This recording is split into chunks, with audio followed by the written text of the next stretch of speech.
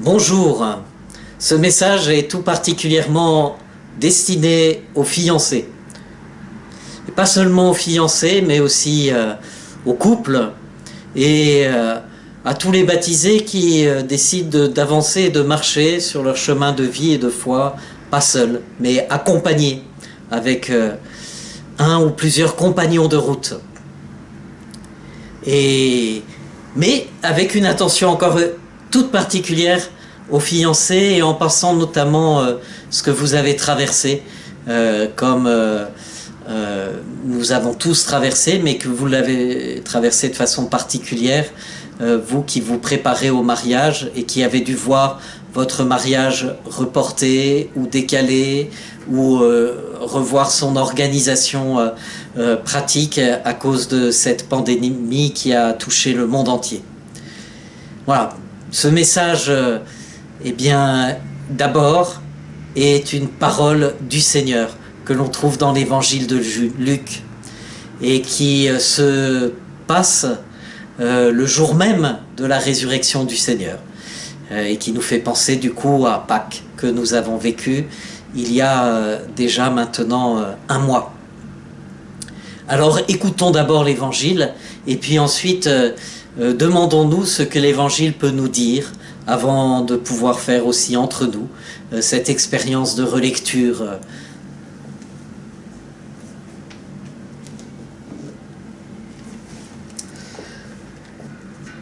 Allez, alléluia, allez, alléluia. Évangile de Jésus-Christ selon saint Luc, au chapitre 24, les versets 13 à 35. Le troisième jour, après la mort de Jésus, 2 disciples faisaient route vers un village appelé Emmaüs, à 2 heures de marche de Jérusalem, et ils parlaient ensemble de tout ce qui s'était passé. Or, tandis qu'ils parlaient et discutaient, Jésus lui-même s'approcha et il marchait avec eux. Mais leurs yeux étaient empêchés de le reconnaître. Jésus leur dit : « De quoi causiez-vous donc tout en marchant ?» Alors ils s'arrêtèrent tout tristes.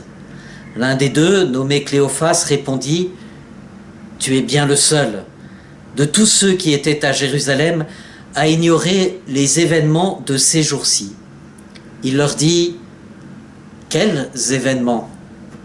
Ils lui répondirent : « Ce qui est arrivé à Jésus de Nazareth. Cet homme était un prophète, puissant par ses actes et ses paroles, devant Dieu et devant tout le peuple. Les chefs des prêtres et nos dirigeants l'ont livré, l'ont fait condamner à mort et ils l'ont crucifié. Et nous qui espérions qu'il serait le libérateur d'Israël. Avec tout cela, voici déjà le 3e jour qui passe depuis que c'est arrivé. À vrai dire, nous avons été bouleversés par quelques femmes de notre groupe. Elles sont allées au tombeau de très bonne heure et elles n'ont pas trouvé son corps. Elles sont même venues nous dire qu'elles avaient eu une apparition, des anges qui disaient qu'il est vivant. Quelques-uns de nos compagnons sont allés au tombeau, ils ont trouvé les choses comme les femmes l'avaient dit, mais lui, ils ne l'ont pas vu. Il leur dit alors : « Vous n'avez donc pas compris, comme votre cœur est lent à croire tout ce qu'ont dit les prophètes. Ne fallait-il pas que le Messie souffrit tout cela pour entrer dans sa gloire ? » Et en parlant de Moïse et de tous les prophètes, il leur expliqua dans toute l'Écriture ce qui le concernait. Quand ils approchèrent du village où ils se rendaient, Jésus fit semblant d'aller plus loin. Mais ils s'efforcèrent de le retenir. « Reste avec nous. Le soir approche et déjà le jour baisse. » Il entra donc pour rester avec eux. Quand il fut à table avec eux, il prit le pain, dit la bénédiction, le rompit et le leur donna. Alors leurs yeux s'ouvrirent et ils le reconnurent. Aussitôt, il disparut à leur regard. Alors ils se dirent l'un à l'autre, « Notre cœur n'était-il pas brûlant en nous, tandis qu'il nous parlait sur la route et qu'il nous faisait comprendre les Écritures ?» À l'instant même, ils se levèrent et retournèrent à Jérusalem. Ils y trouvèrent réunis les 11 apôtres et leurs compagnons, qui leur dirent, « C'est vrai, le Seigneur est ressuscité, il est apparu à Simon-Pierre. » À leur tour, ils racontaient ce qui s'était passé sur la route et comment ils l'avaient reconnu quand il avait rompu le pain. Acclamons la parole de Dieu. Louange à toi, Seigneur Jésus. Voilà, cet évangile est pour moi l'évangile des fiancés, ou l'évangile de la vie de couple, ou encore l'évangile du compagnonnage. Mais d'abord, l'évangile des fiancés ou de la vie de couple. Pourquoi? Parce que on nous parle de 2 disciples qui marchent sur une route vers un village. On sait que l'un d'entre eux s'appelle Cléophas. On ne connaît pas le nom de l'autre compagnon, ce qui nous permet de multiplier les interprétations possibles. Mais dans l'Évangile, nous savons que Cléophas est marié, qu'il a une épouse. Ça nous est dit un autre passage de l'Évangile. C'est dans l'Évangile de Jean, au moment de la Passion. On nous dit que se tient debout au pied de la croix Marie, Jean, le disciple que Jésus aimait, Marie, une sœur de Marie, et puis une autre Marie dont on nous parle, et on nous dit qu'elle est épouse de Cléophas. Voilà, donc on peut tout à fait penser que ces compagnons d'Emmaüs qui marchent sur la route, c'est ce couple, Cléophas et son épouse, qui partent vers ce village d'Emmaüs. Et je vous propose de prendre cet évangile pour faire l'expérience aussi ensemble, peut-être en couple justement, pour nous laisser éclairer par la parole de Dieu dans ce que nous avons vécu pendant cette période. On nous dit au début de l'évangile qu'ils parlent entre eux de tout ce qui s'était passé. Alors ils parlent de la passion de Jésus, ils parlent de leur espérance que représentait Jésus, et ils ont été déçus dans cette espérance. Ils sont tellement déçus qu'ils sont incapables de reconnaître Jésus qui vient à leur rencontre et qui marche avec eux sur ce chemin où ils parlent de leur tristesse, de leur déception. Jésus est là, mais ils ne le reconnaissent pas.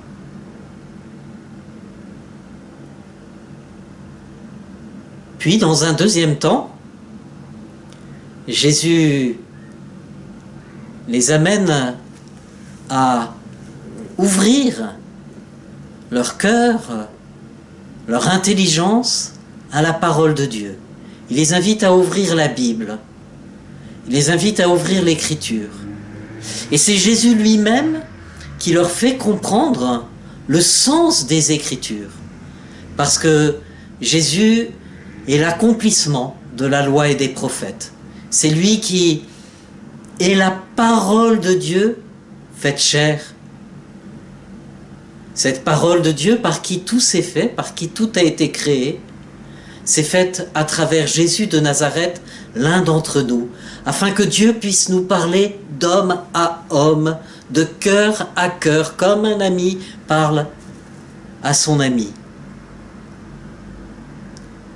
Et aussi, Jésus est celui qui vient répondre à la prière des hommes qui se tournent vers Dieu le Père en lui demandant « Délivre-nous du mal, délivre-nous de notre peine ». Jésus vient nous sauver du mal, de toutes les puissances de mort, de toutes les puissances du mal, en donnant sa vie pour nous sur la croix. Lui, l'Éternel, s'est fait mortel et meurt sur la croix afin de vaincre le mal, et la puissance du mal, c'est la mort. Il vainc la mort en la traversant avec nous. Et ainsi désormais, nous pouvons cheminer en vivant pleinement ce que nous avons à vivre, en sachant que Jésus a vaincu le mal. Alors voilà, deuxième temps, Jésus leur ouvre les Écritures. Et puis, ils entendent parler de Jésus des Écritures, ils ne l'ont pas encore reconnu, mais il y a quelque chose qui se passe dans leur cœur. Leur cœur devient tout brûlant. Vous savez, ce cœur brûlant que l'on connaît quand on aime, quand on a la grâce d'aimer quelqu'un en vérité. Un certain nombre d'entre nous ont fait cette expérience, de sentir notre cœur se dilater, de notre cœur brûlant, de se savoir profondément aimé et de savoir qu'on a une raison d'être, une raison de vivre qui est celle d'aimer. Et bien voilà, petit à petit, leur cœur qui était tout triste, qui était dans la déception, qui était un peu dans le désespoir, redevient un cœur aimant. Alors ils ne reconnaissent pas encore Jésus, pourtant il est bien là, mais en revanche, ils accueillent l'amour sur ce chemin.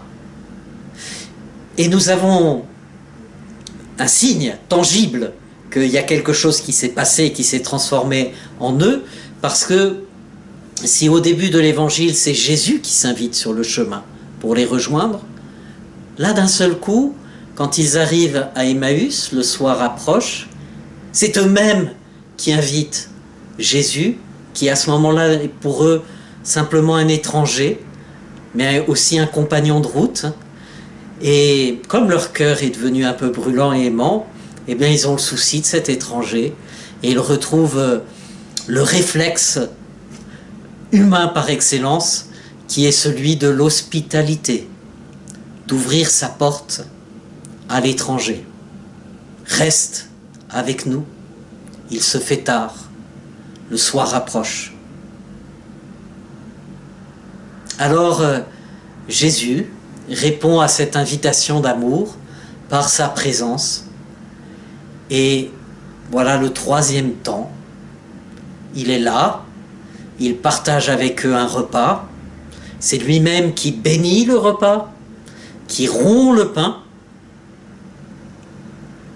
Alors, ils le reconnurent, celui qu'ils avaient aimé, Jésus, celui qui était leur espérance, celui qu'ils croyaient mort, et qui était la raison, cette pensée était la raison de leur tristesse. Eh bien le voilà qu'il est vivant, et ils le reconnaissent à la fraction du pain, au geste du partage. Ce geste que Jésus lui-même avait institué la veille de sa passion dans un dernier repas avec ses disciples, en leur disant « Faites cela en mémoire de moi. Voici mon corps livré pour vous en passant le pain, partagé. Voici mon sang versé pour vous, sang de l'alliance nouvelle, pour la rémission des péchés. » Je ne sais pas s'ils se souviennent à ce moment-là de ce que Jésus a institué, mais ils laissent non seulement Jésus venir à leur table, mais bénir leur table. Et au moment du partage du pain, ils reconnaissent qu'il est là. Et alors, aussitôt, il disparaît à leur regard. Qui regarde-t-il quand Jésus n'est plus là? Ils se regardent l'un l'autre et ils sont capables de percevoir la présence du Christ vivant, de Jésus vivant, sur le visage de l'un et de l'autre.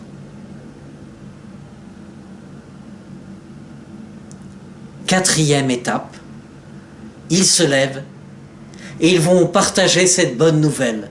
À ceux qu'ils pensent encore tristes ou dans le désespoir, ce sont les apôtres. Et puis à leur grande surprise, ils découvrent que Jésus aussi a fait signe à ses apôtres, il est apparu à Simon-Pierre. Donc ils sont dans la joie de la communauté rassemblée, de savoir le Christ ressuscité. 4 étapes qui sont tout un parcours de vie et de foi pour un couple de fiancés. Si vous demandez le sacrement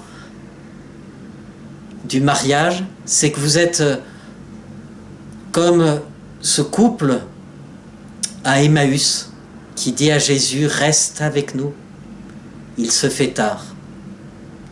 Et que vous vous préparez à accueillir la bénédiction du Seigneur pour vous recevoir l'un l'autre comme le don que le Seigneur vous fait dans cette vie pour percevoir que le Seigneur est à votre côté dans votre vie. Une amie me partageait il y a quelques jours que son directeur spirituel de conscience depuis 30 ans était son époux. Parce qu'elle dit, je l'ai reçu le jour de mon mariage comme le don que le Seigneur m'a fait pour cette vie. Ouais, j'ai trouvé ça beau. On peut discuter sur le fond, mais j'ai trouvé sa réflexion très belle. Et parce que de fait, c'est ça le sacrement du mariage. C'est accueillir et recevoir l'autre comme le don de Dieu lui-même, comme le signe que Dieu ne nous laisse pas seuls dans notre humanité.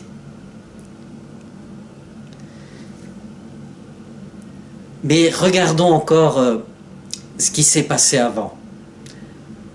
Là, nous avons traversé une période de confinement et ça a été bouleversant pour un certain nombre d'entre vous qui devaient se marier en avril et en mai, qui n'ont pas pu se marier en avril ou en mai.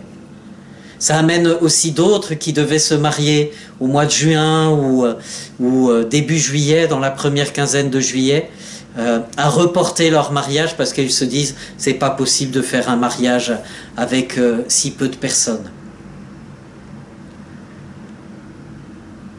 Ça a amené aussi parfois des couples à se dire bon bah on se mariera plutôt l'année prochaine.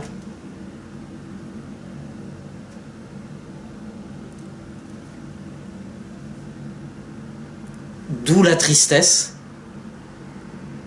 Et cette tristesse, elle est comparable à cette tristesse du début de l'évangile des compagnons d'Emmaüs.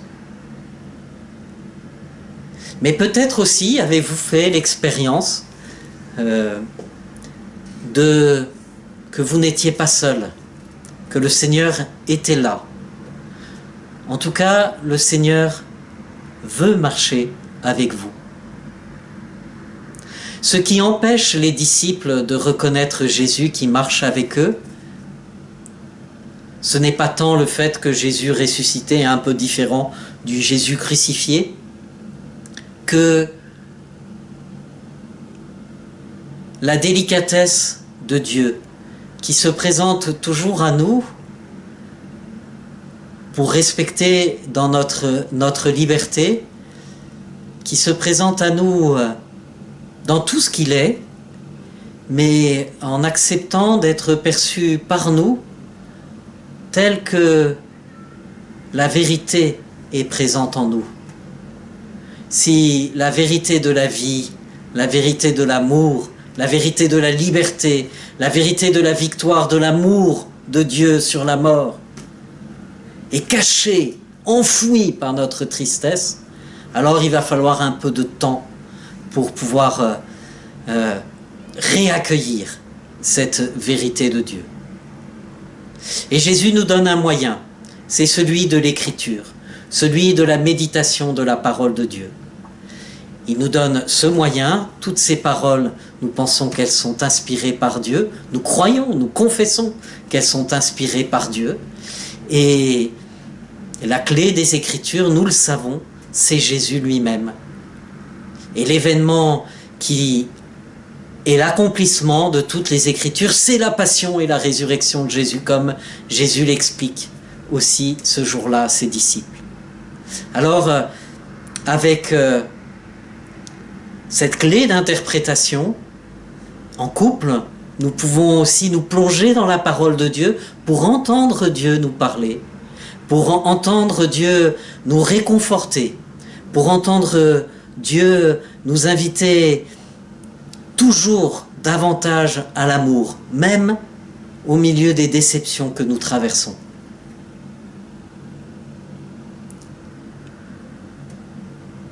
Et puis, une fois que nous sommes capables d'aimer en vérité, alors nous sommes capables de reconnaître le Seigneur présent au milieu de nous, au milieu de notre vie de couple, et capables d'accueillir l'autre comme le Dieu, comme le don que Dieu nous fait dans cette vie pour nous signifier sa présence à nos côtés. Et nous sommes de nouveau dynamisés par cette joie de partager cela. Du coup, chers amis, je vous propose 4 temps. Un temps où vous puissiez parler entre vous, notamment en couple, mais peut-être entre couples aussi, de ce que vous avez vécu dans votre vie de couple au cours de ce confinement. De votre tristesse, parce que il y a forcément eu de la tristesse, ne serait-ce que même si on n'a pas été directement touché par le Covid, eh bien, beaucoup de familles ont été touchées, et quoi qu'il arrive, on a été au courant de combien cette pandémie a fait des victimes, et combien parfois des personnes ont dû quitter cette terre sans être entourées de leurs proches, de leurs amis, de leur famille, et cela a pu blesser l'âme de beaucoup, et forcément cette tristesse est là, et on ne peut pas en faire fi. Il faut en parler entre nous. Il faut l'échanger, dire combien ça nous a touchés, qu'est-ce que ça nous a dit, entendre comment cela a pu résonner dans le cœur de l'un et de l'autre. Puis, dans un deuxième temps, aussi de nous demander comment, dans notre couple, on laisse au milieu de nos déceptions, de nos désespoirs, comment on laisse Dieu venir nous rejoindre et nous éclairer par sa parole. Est-ce qu'on lui laisse un espace qui est celui de la prière, qui est celui de la méditation de la parole de Dieu, en ayant toujours comme clé pour comprendre les Écritures, l'évangile de Jésus-Christ, cette bonne nouvelle de Dieu fait homme, qui vient parler aux hommes comme un ami parle à ses amis, qui vient nous libérer du mal, non pas de façon magique ou globale, mais qui vient à la rencontre de chacun, comme il est venu à la rencontre de ce couple qui marchait sur la route d'Emmaüs, ou à la rencontre de Simon-Pierre, ou à la rencontre de tous ceux dont on nous parle dans l'Évangile. Voilà, comment aujourd'hui on permet à Jésus de venir nous rencontrer et de venir nous parler au cœur même de ce que nous traversons et de l'épreuve que nous traversons. Voilà la deuxième question qu'il est beau d'échanger et de partager ensemble. La troisième, elle est plus redoutable, elle est le cœur même du sacrement du mariage. Est-ce que je suis capable de recevoir l'autre comme le don que Dieu me fait dans cette vie?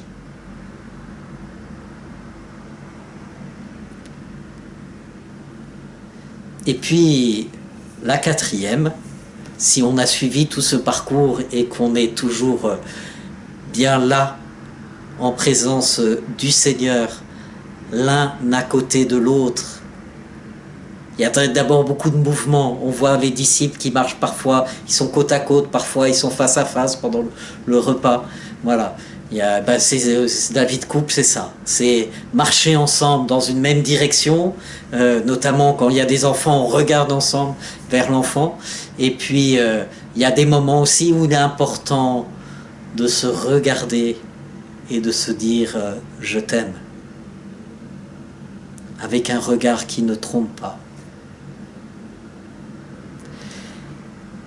Eh bien, si on a traversé tout cela, alors de fait se repose la question, comment on va partager cette joie? Comment concrètement on va retrouver l'Église, la communauté, le monde, nos amis, pour leur partager cette joie de savoir Dieu présent dans notre histoire d'amour et de savoir que Dieu lui-même nous confie l'un à l'autre. Et voilà tous les préparatifs à repenser et à faire, mais on les fait autrement, dans la joie. Voilà, ces 4 étapes que je vous propose de vivre en relisant cet évangile, et je vous souhaite à tous et à chacun un très bon déconfinement. Loué soit Jésus-Christ, maintenant et à jamais.